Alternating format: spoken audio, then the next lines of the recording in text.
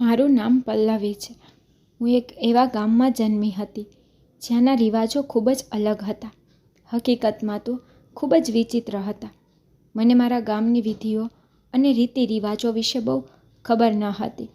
પરંતુ જ્યારે મને ખબર પડી કે અમારા ગામમાં જ્યારે છોકરીઓના લગ્ન થાય છે ત્યારે તેમની સાથે કંઈક એવું કરવામાં આવે છે જે સાંભળીને હું ચોંકી ગઈ હતી.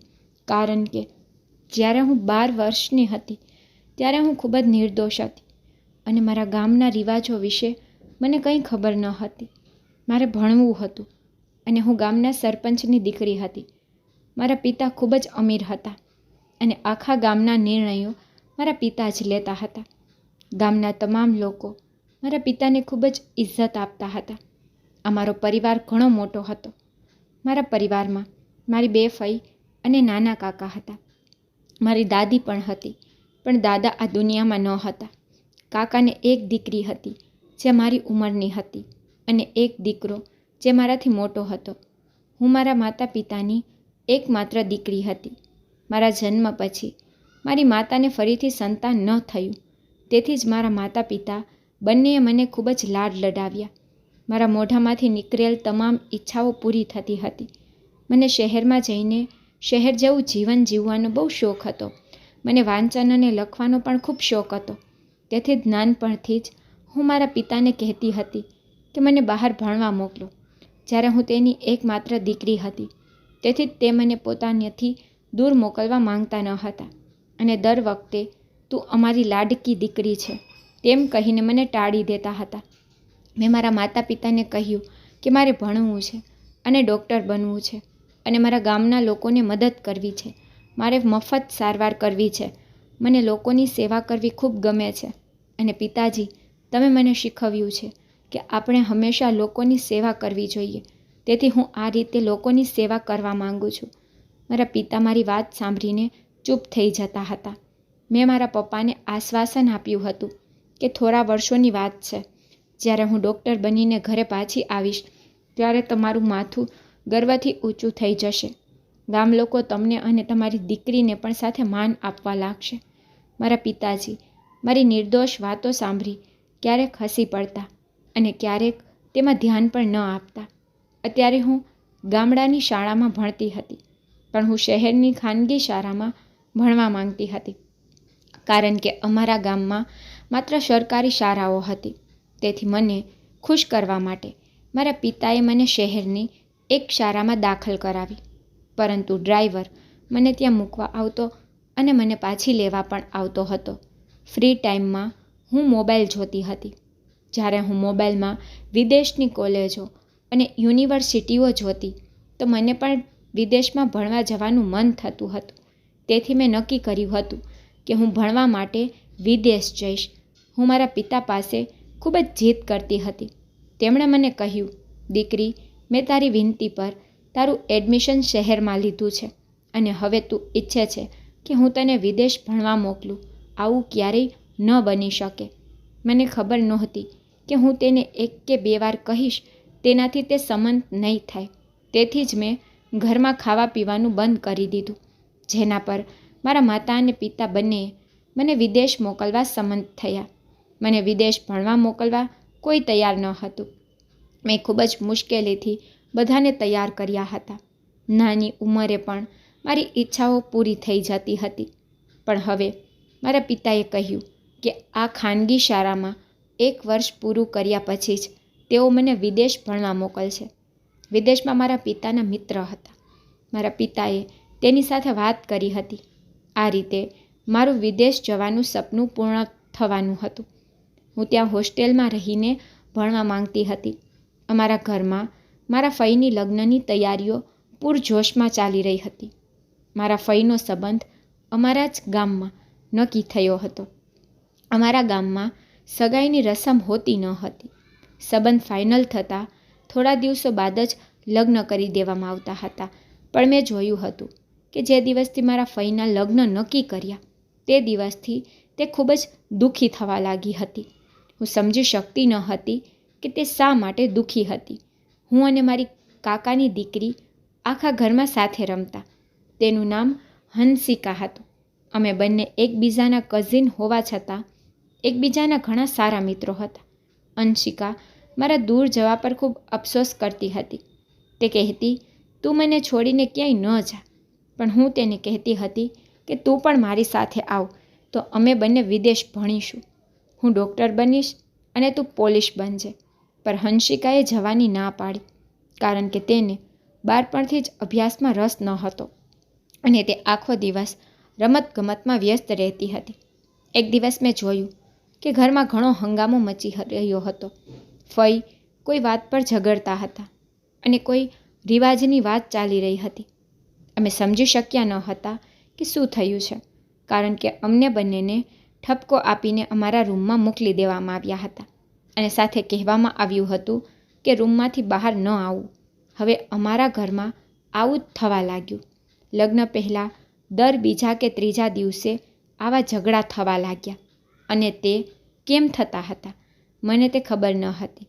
બસ ફઈ આ વાત વારંવાર કરી રહી હતી કે તે આ રિવાજ કરવા નથી માંગતી. ફઈના લગ્ન થઈ ગયા હતા, પરંતુ તે તેના લગ્નના દિવસે ખરાબ રીતે રડી રહી હતી. તે એટલું રડી રહી હતી જાણે તેને ક્યાંક પીડા થઈ રહી હોય. છોકરી વિદાય વખતે આવું કરે છે, પરંતુ લગ્ન પહેલાં તે ખૂબ રડતી હતી. ફાઇનલી ફઈના લગ્ન થયા, પરંતુ ઘરમાં ખૂબ જ શોકનું વાતાવરણ ફેલાઈ ગયું હતું. હવે સમય આવી ગયો હતો મારા વિદેશ જવા માટે.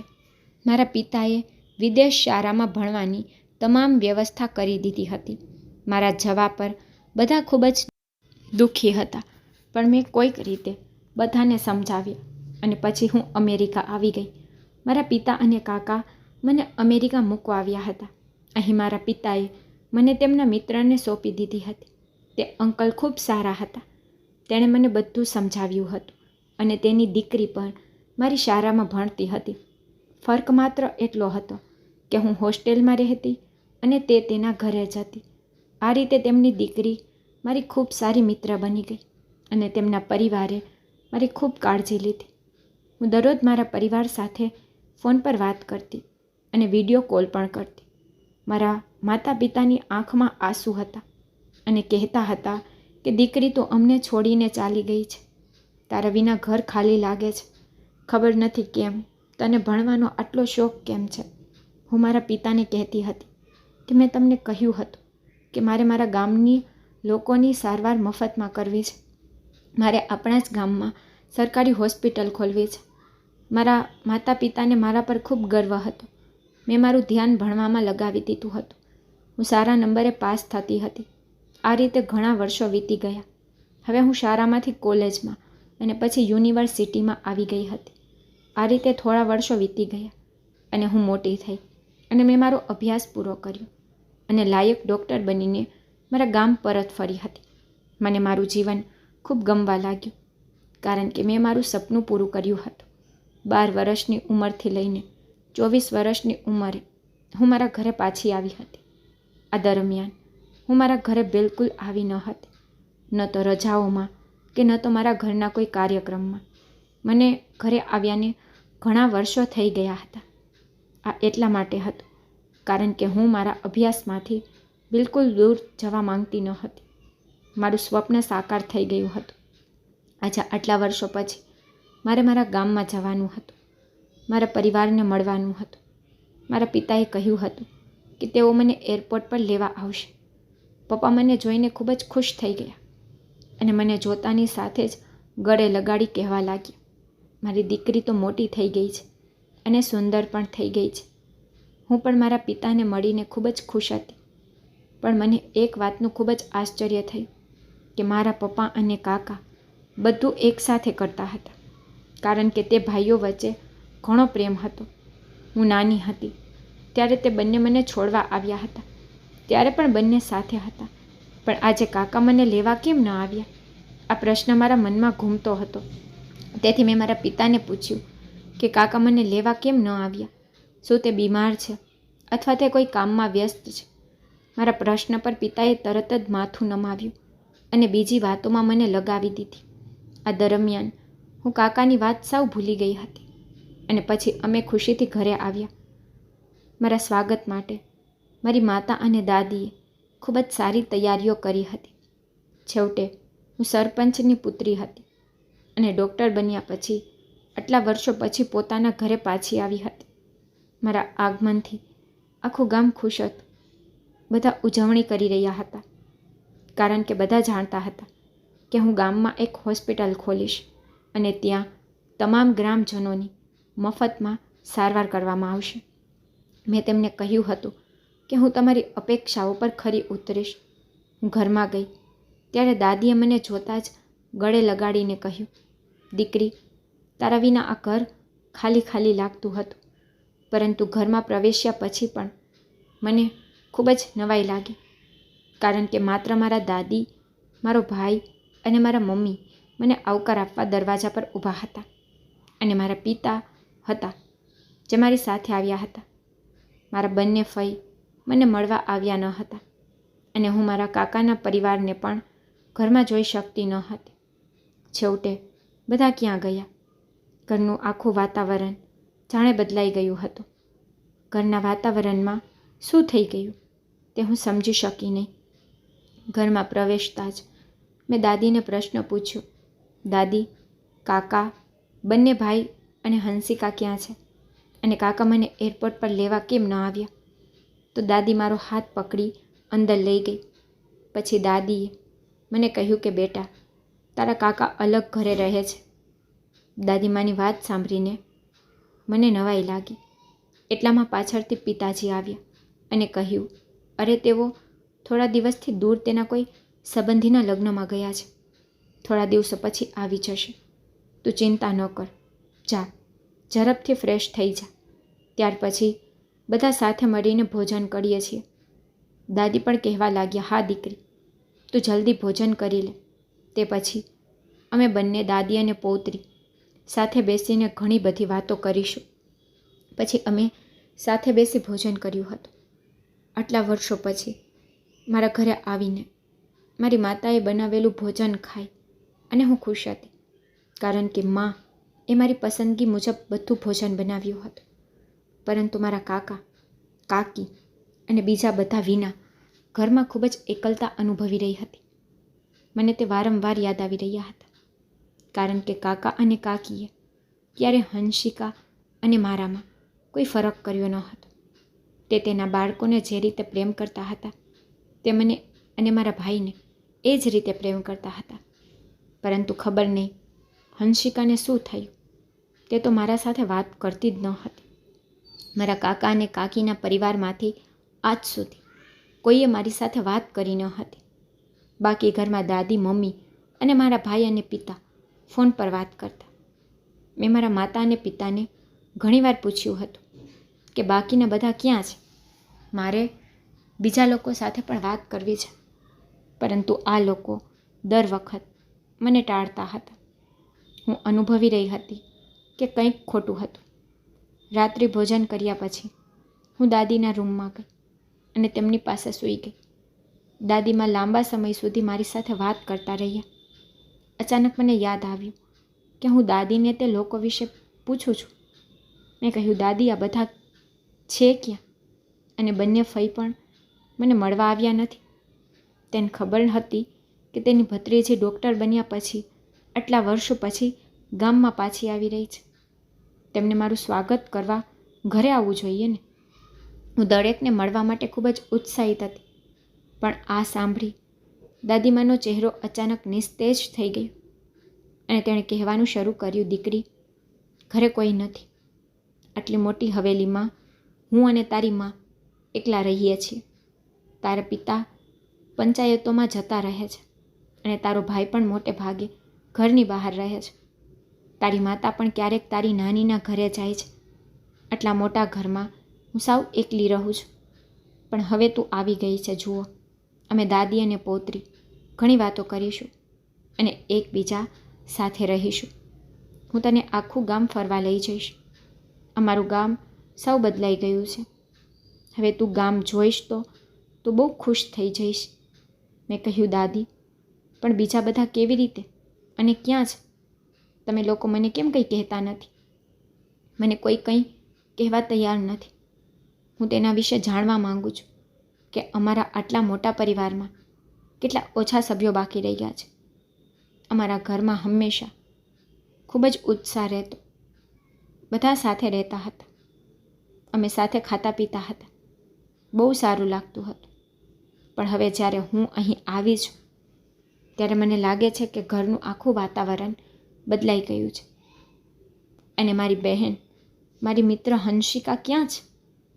આટલા વર્ષોમાં તેણે મારો સંપર્ક કરવાનો કોઈ પ્રયાસ કર્યો નથી. જો હું તેને મળીશ તો હું ચોક્કસ તેની સાથે લડીશ. દાદીએ કહ્યું, દીકરી, એ બધા લોકો ઘર છોડી ચાલ્યા ગયા છે. મેં આશ્ચર્યચકિત થઈને મારી દાદીને પૂછ્યું, તે લોકો અહીંથી કેમ ગયા? આ તેમનું પોતાનું ઘર છે. દાદીમાએ કહ્યું, થોડા દિવસો અહીં રહીશ તો બધું સમજાઈ જશે. આ સિવાય દાદીએ મને કશું કહ્યું નહીં. બીજા દિવસે અમારા ગામમાંથી લગ્નનું આમંત્રણ આવ્યું. હું લગ્નમાં જવા માંગતી હતી કારણ કે મને લગ્નમાં ગયાને ઘણો સમય થઈ ગયો હતો અને હું મારા ગામના લગ્નને સંપૂર્ણ ભૂલી ગઈ હતી. તેથી જ હું લગ્નમાં જવા માટે ખૂબ જ ઉત્સાહિત થઈ રહી હતી. મેં મારી માતાને લગ્નમાં જવા કહ્યું કે હું લગ્નમાં ચોક્કસ જઈશ. ત્યારે માતાએ કહ્યું, ના દીકરી, તું અમારી સાથે લગ્નમાં નહીં આવ. મેં કહ્યું, કેમ માં? તો માં કહેવા લાગી, અમારા ગામના રીતિ રિવાજો ખૂબ જ અલગ છે.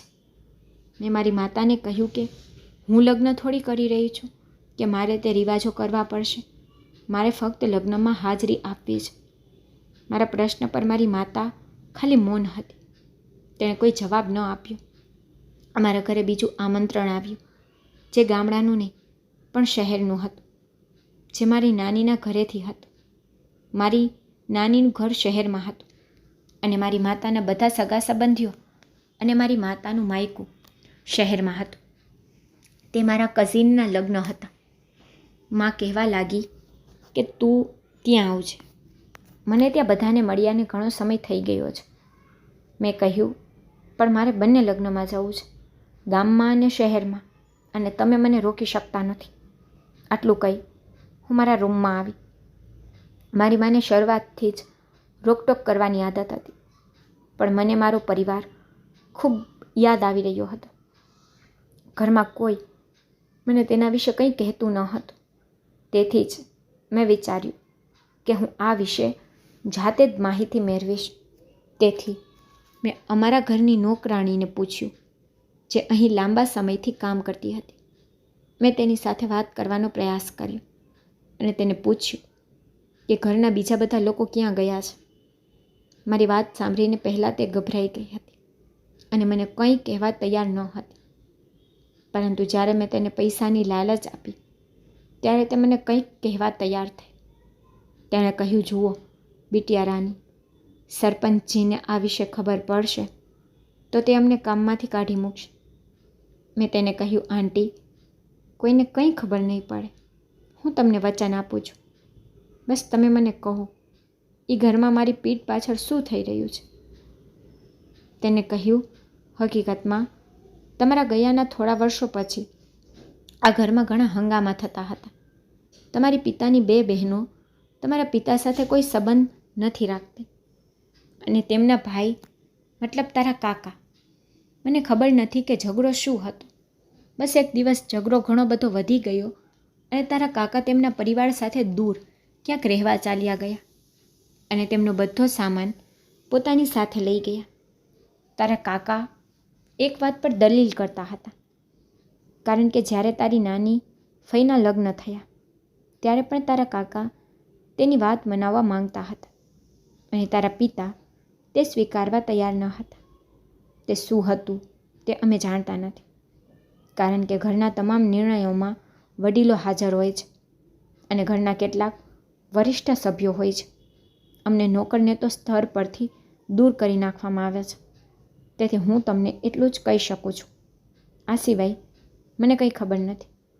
જે દિવસથી તમારા પિતાના નાના ભાઈ અને તેમના પરિવારે આ ઘર છોડી દીધું છે ત્યારથી તે ક્યારેય પાછા ફર્યા નથી અને તારી ફઈઓ પણ લગ્ન પછી આ ઘરમાં પાછી આવી નથી. મેં આંટીને પૂછ્યું કે તમે જાણો છો કે કાકાનો પરિવાર ક્યાં રહે છે? અમારું ગામ ઘણું મોટું છે. તેનું કોઈ પણ સરનામું છે તમારી પાસે?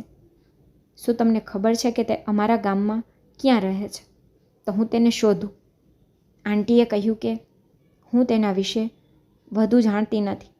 હા, પરંતુ મેં ગામના લોકોના મોઢેથી સાંભળ્યું છે કે સરપંચજીનો નાનો ભાઈ અને તેની 2 બહેનો લગ્ન પછી અહીં રહેતા નથી. મેં કહ્યું કે એ લોકોએ આ ગામ છોડી દીધું? તેણે કહ્યું, હા દીકરી, તારી બંને ફઈ તેમના પતિ સાથે ચાલી ગઈ છે. તેના બાકીના સાસરિયાઓ અમારા ગામમાં રહે છે અને તે બંને તેમના પતિ સાથે બીજે ક્યાંક શિફ્ટ થઈ ગઈ છે. મને સમજાતું નહોતું કે તે બધાની લડાઈ અમારી સાથે હતી કે ગામ સાથે, જેથી તે ગામ છોડીને ચાલ્યા ગયા. હું તો કશું સમજી શકતી ન હતી, પણ હું અનુભવી રહી હતી કે આ ચોક્કસપણે એક મોટી સમસ્યા છે. હું આ વિશે જાણીને જ રહીશ અને મારા આખા પરિવારને આ ઘરમાં પાછો લાવીશ. આટલા વર્ષોથી મેં જોયું હતું કે મારા કાકા અને મારા પિતા એકબીજા સાથે ખૂબ પ્રેમથી રહેતા હતા. મને ખબર નથી કે એ બંને મારી પાછળ એકબીજાના દુશ્મન બની ગયા અને કાકા તો તેમના પરિવાર સાથે ચાલ્યા ગયા. જ્યારે મારા ફઈઓને શું થયું કે તે બંને તેમના પતિ સાથે ગામ છોડી ચાલ્યા ગયા. આ બધું વિચારીને મારો મગજ ખરાબ થઈ રહ્યો હતો, પરંતુ તેમ છતાં હું મારા પરિવારના સભ્યો પાસેથી નાની નાની વાતો દ્વારા બધું પૂછવાનો પ્રયત્ન કરતી હતી. પરંતુ હવે હું જાણતી હતી કે તેમાંથી કોઈ મને કંઈ કહેવા તૈયાર નથી.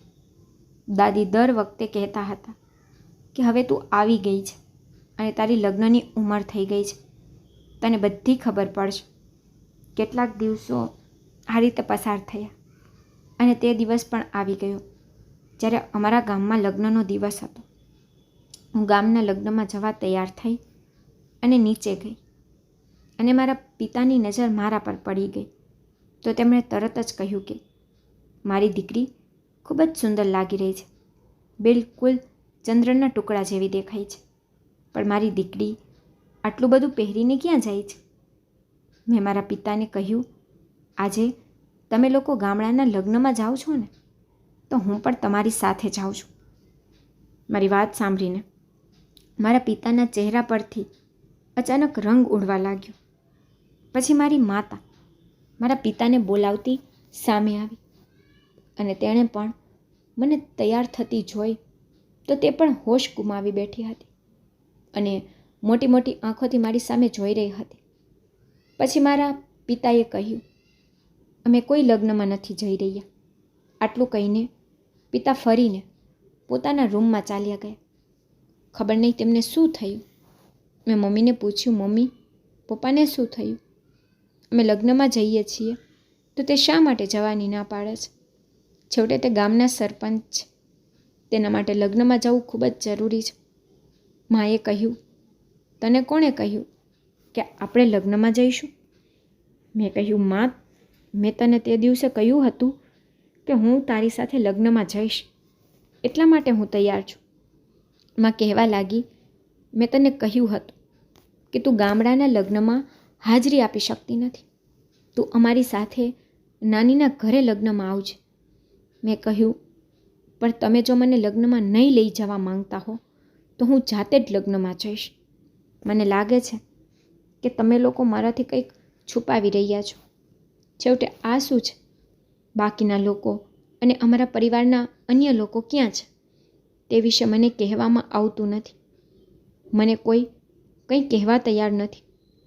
હું થોડા વર્ષો શું દૂર ગઈ, તમે બધા મને પરાઈ કરવા લાગ્યા. તમને બધાને શું થયું છે? માએ કહ્યું, નીચા અવાજે વાત કર. જો તારા પપ્પાને ખબર પડી જશે તો તે મારા પર ખૂબ જ કઠોર વર્તન કરશે. મેં કહ્યું, મમ્મી, પપ્પા ગુસ્સે થાય તો ભલે થાય, હું લગ્નમાં જાઉં છું. હું લગ્નમાં જઈશ તો શું થઈ જશે? મને લાગે છે કે તમે લોકો મને તમારી સાથે લઈ જવા માંગતા નથી. માં કહેવા લાગી, ઠીક છે, ચાલો શાંત થઈ જા, હું જઈને તારા પિતા સાથે વાત કરીશ. માં તો પિતાજીને સમજાવવા ગઈ હતી, પણ આજે મેં પણ નક્કી કરી લીધું હતું કે હું પણ લગ્નમાં જઈશ અને જોઈશ કે આ બંને મને લગ્નમાં જતાં કેમ રોકી રહ્યા છે. થોડી વાર પછી પપ્પા આવ્યા અને મને લગ્નમાં સાથે આવવા કહ્યું. હું પણ ખુશીથી પપ્પા સાથે કારમાં બેસી ગઈ અને મારી સાથે માં હતી. દાદી બીમાર હોવાને કારણે અમારી સાથે નહોતા ગયા. અમે લગ્નમાં ગયા ત્યારે ત્યાં જમ્યા પછી દુલ્હનને તૈયાર કરવાની વિધિ શરૂ થઈ. બધી સ્ત્રીઓ એ રૂમની અંદર દુલ્હનને તૈયાર કરી રહી હતી. જ્યારે મારી માતાનો અવાજ પણ સંભળાતો હતો. મારી માતા ઝડપથી ઊભી થઈ અને દુલ્હન પાસે જવા લાગી, તો હું પણ તેમની સાથે ચાલવા લાગી. માએ મને જોઈ કે તરત જ પૂછવા લાગી કે તું ક્યાં આવ્યા છે? અહીં બેસો, હું હમણાં દુલ્હનને મળી આવું છું. મેં કહ્યું, માં, હું પણ દુલ્હનને મળીને આવી જઈશ. તો માં કહેવા લાગી, પલ્લવી, જઈને તારી જગ્યાએ બેસ, તું બહુ બદતમીઝ બની ગઈ છે. માતાની વાત બિલકુલ સાંભળતી નથી. તારા પપ્પા તને એ શરતે લઈ આવ્યા છે કે તું એક બાજુ બેસીશ. મેં કહ્યું, માં, આ કેવા લગ્ન છે કે હું એક તરફ બેઠી રહું? હું દુલ્હન સાથે ફોટા ક્લિક કરવા માંગુ છું. પ્લીઝ મને દુલ્હન પાસે લઈ જાઓ. તેણે કહ્યું, પલ્લવી, તું બહુ જિદ્દી થઈ ગઈ છે. હું તને દુલ્હન પાસે લઈ જઈ શકતી નથી. મેં કહ્યું, આખરે તમે મને ત્યાં કેમ લઈ જઈ શકતા નથી? તો તેણે કહ્યું કે ત્યાં કેટલીક ધાર્મિક વિધિઓ થઈ રહી છે જેમાં વડીલો જોઈ છે. કુંવારી છોકરીઓ તેમાં ભાગ લેતી નથી. મેં કહ્યું, ઠીક છે, તો તમે જઈ શકો છો. હું જઈને બેસીશ, તમે જલ્દી આવજો. માતાએ કહ્યું, હા, તે ઠીક છે, તું જઈને બેસ. હું ગઈ અને મહેમાનો સાથે બેઠી અને ત્યાંની છોકરીઓ સાથે વાત કરતી હતી.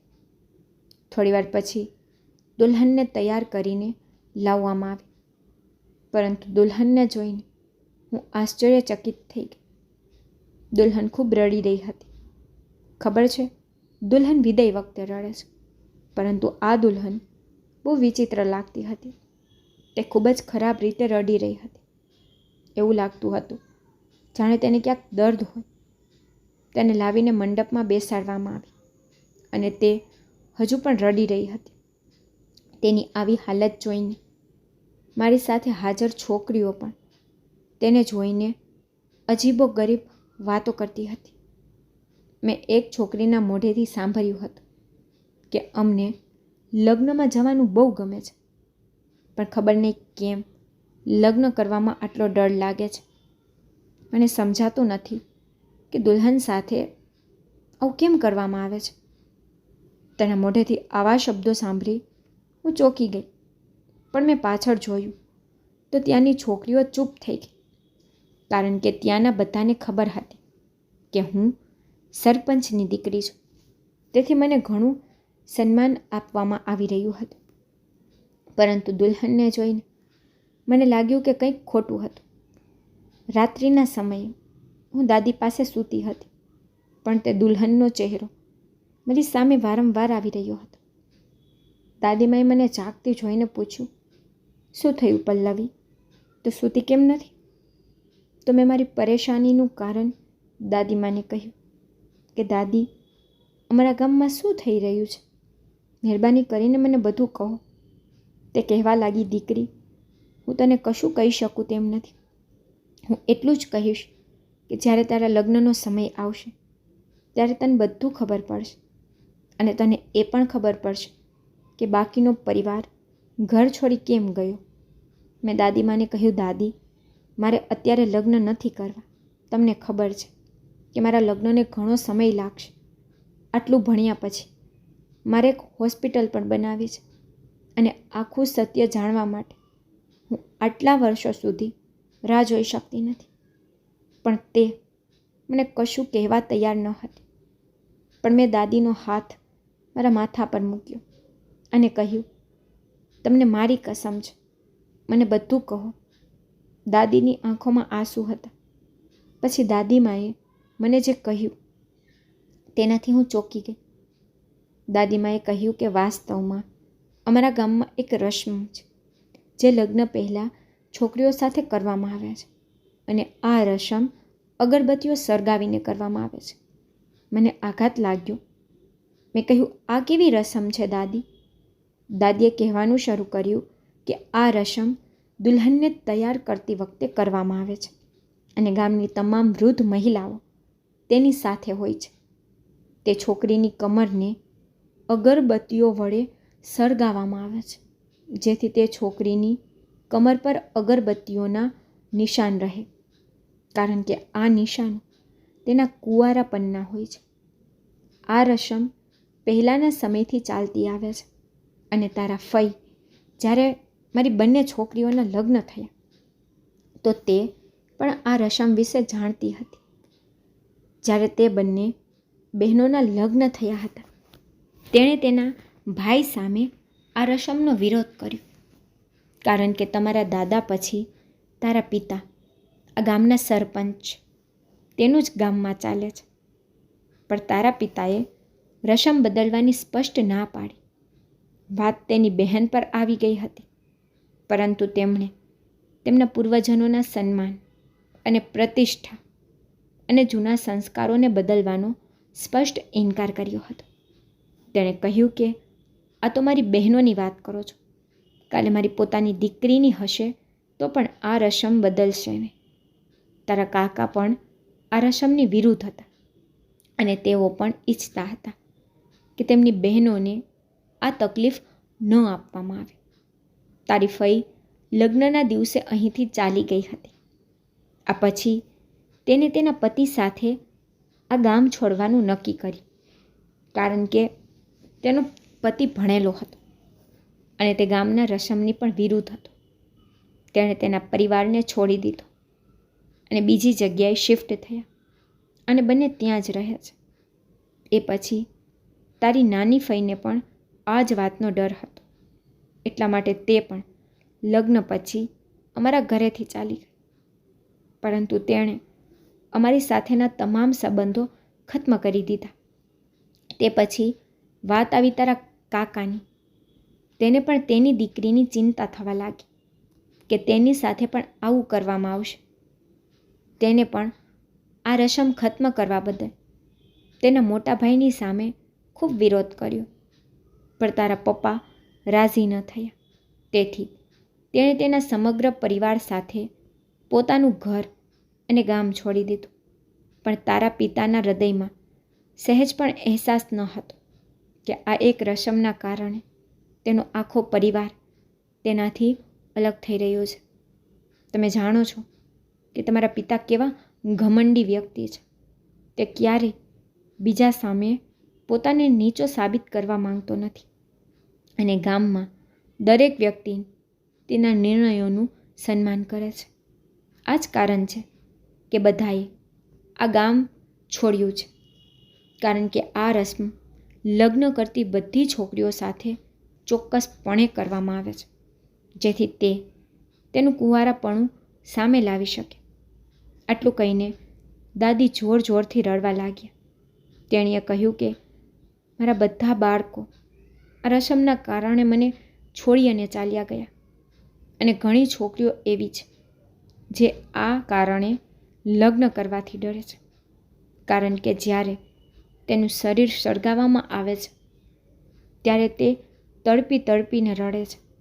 લગ્ન દિવસે જે છોકરીને ખુશ થવું જોઈએ તે આ સાંભળીને ખરાબ રીતે રડે છે અને દુઃખી થઈ જાય છે, અને આ બરેલા ઘાને મટાડતા ઘણા દિવસો લાગે છે. દાદીમાની વાત સાંભળીને મને આઘાત લાગ્યો કે આજના જમાનામાં પણ ગામમાં આવા ખરાબ રિવાજો છે. મેં દાદીમાને સાંત્વના આપી અને કહ્યું કે દાદીમા, રડવાની કોઈ જરૂર નથી. હું પપ્પા સાથે વાત કરીશ, હું તેને ઠીક કરીશ. તમે મને ઓળખતા નથી. મેં મારા પિતાની સામે કેવી કેવી જીદ રાખી છે, અને દરેક વખતે તેને મારી જીદ માનવી પડે છે. હું મારા સમગ્ર પરિવારને એક કરીને જ રહીશ, અને આ ગામમાં આ રસમનો નાશ કરીશ. તેથી જ મેં આગળનું પગલું ભર્યું, કારણ કે હું આ રસમને આ ગામમાંથી ખત્મ કરવા માંગતી હતી. બીજા દિવસે મેં મારી વસ્તુઓ પેક કરવાનું શરૂ કર્યું. જ્યારે પિતાએ જોયું કે તેમની પુત્રી વસ્તુઓ પેક કરી રહી છે, તેણે કહ્યું, દીકરી તું ક્યાં જાય છે? મેં પપ્પાને કહ્યું કે તમારી દીકરી આ ઘર છોડીને કાયમ માટે જતી રહ્યા છે, કારણ કે મને ખબર પડી છે કે આ એક રસમના કારણે કેટલી છોકરીઓને નુકસાન થયું છે અને કેટલીક છોકરીઓ ડરના કારણે લગ્ન નથી કરી રહી.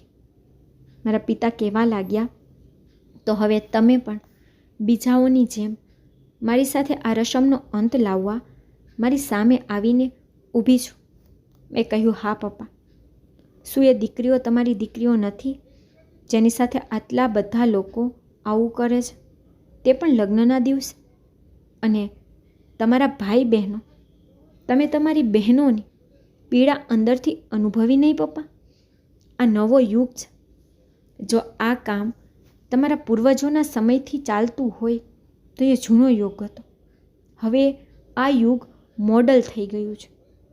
હવે ગામના લોકો પણ સમજદાર થઈ ગયા છે અને તેમણે પર પોતાના જૂના રિવાજો છોડી દીધા છે. તેથી તમારે પણ સમય સાથે બદલવું પડશે. પિતાજી કહેવા લાગ્યા કે ગમે તે થાય, તારે ઘર છોડવું હોય તો છોડી દે, પણ હું આ રસમ નષ્ટ કરી શકું તેમ નથી. મેં કહ્યું, ઠીક છે, હું ઘરેથી તો જાઉં છું, પણ તે પહેલાં હું તમને તમારી આંખો સામે બતાવવા માંગુ છું કે જ્યારે અગરબત્તીથી સળગાવવામાં આવે છે ને, ત્યારે કેટલી પીડા થાય છે. પછી મેં અગરબત્તી લીધી અને તેને સળગાવવાનું શરૂ કર્યું. મારી માતા પણ આવીને અમારી વચ્ચે આવીને ઊભી હતી અને તે પણ મારી સામે જોઈ રહી હતી અને મને રોકવાનો પ્રયાસ કરતી હતી, પરંતુ મેં તેમને સાવધાન કરી અને તે ત્યાં જ રોકાઈ ગઈ. પિતાજી મને જોઈ રહ્યા હતા. તે મને કમજોર માનતા હતા, પણ હું વિદેશમાં રહીને અને અભ્યાસ કરીને વધુ મજબૂત બની ગઈ હતી. અગરબત્તી સળગાવ્યા પછી મેં તેને મારા હાથ પર લગાવવાનું શરૂ કર્યું. આ જોઈને મારી માતા તડપી ઉઠી અને કહ્યું, દીકરી આ તું શું કરે છે? આ બધું રોકી દે. મેં કહ્યું, માં, આજે પિતાજીની દીકરી તેની સામે આ રસમ કરી રહી છે. હું જોવા માંગુ છું કે પિતામાં કેટલી હિંમત છે અને તેઓ તેમની આ ઘટિયા રસમને કારણે તેમની પુત્રીને સરકતી જોઈને કેટલો સમય સહન કરી શકે છે. પીડા તો મને ખૂબ થઈ રહી હતી, પણ હું મારા પિતાને અહેસાસ કરાવવા માંગતી હતી કે દીકરીઓ કેટલી નાજુક હોય છે. તેઓ પર અત્યાચાર ન કરવો જોઈએ. મારો હાથ ઘણી હદે બળી ગયો હતો. પપ્પા પથ્થરની જેમ મારી સામે જોઈ રહ્યા હતા. માં વારંવાર પિતાને કહેતી હતી કે રોકો, અમારી દીકરીને ઘણું દુઃખ થતું હશે. પરંતુ જ્યારે મેં મારા બીજા હાથ પર આ કરવાનું શરૂ કર્યું તો મારા પિતાએ મારો હાથ પકડીને હાથ જોડીને કહ્યું, તું આ બધું બંધ કર અને અંદર જા, હું કંઈક કરીશ. મેં કહ્યું, ના પિતાજી, હું હવે આ ઘરમાં નહીં રહી શકું. હું આ ગામમાં પણ નહીં રહી શકું. જ્યાં સુધી આ ગામના લોકો તેમની વિચારસરણી નહીં બદલે ત્યાં સુધી હું અહીં નહીં રહી શકું. મારા પિતાએ મને સમજાવ્યા પછી મને મારી માતા સાથે મારા રૂમમાં મોકલી અને ડૉક્ટરને બોલાવ્યા. ડૉક્ટરે મને દવા આપી અને હું બેડ પર સૂઈ રહી હતી. હું આરામ કરી રહી હતી, પરંતુ મારા હાથમાં ખૂબ જ બળતરા થઈ રહી હતી. પછી અચાનક મને લોકોના બોલવાનો અવાજ આવ્યો. હું તરત જ નીચે ગઈ અને એ જોઈને મને આશ્ચર્ય થયું કે પિતાજીએ ગામમાંથી ઘણા બધા લોકોને ભેગા કર્યા હતા અને તેઓ કહેતા હતા કે મારે તમને એક અગત્યની વાત કરવી છે. વાસ્તવમાં હું અમારા ગામમાંથી અગરબત્તીની રસમ દૂર કરવા માંગુ છું. હું જાણું છું આ રસમ જૂના સમયથી છે અને અમારા પૂર્વજોએ આ રસમ બનાવી છે, પરંતુ આ રસમને કારણે અમારી દીકરીઓ પર એક રીતે અત્યાચાર થઈ રહ્યો છે. આ રસમના કારણે મારા ભાઈ બહેનો મારાથી અલગ થઈ ગયા. જો તમે આ નિર્ણય સામે સંમત થાઓ તો સારું છે, પરંતુ મારા પરિવારમાં હવેથી આવી કોઈ રસમ નહીં કરવામાં આવે. જો તમે લોકો ઈચ્છો તો મારી સાથે આ રસમનો સંપૂર્ણ અંત લાવી શકો છો, કારણ કે હવે વાત મારા પરિવારથી લઈને મારી દીકરી સુધી પહોંચી ગઈ છે. તે આ રસમને બંધ કરવા માટે જીદ કરી રહી છે. તેને તેનો હાથ પણ સળગાવી નાખ્યો છે અને તે આ ગામ છોડીને પણ જઈ રહી છે.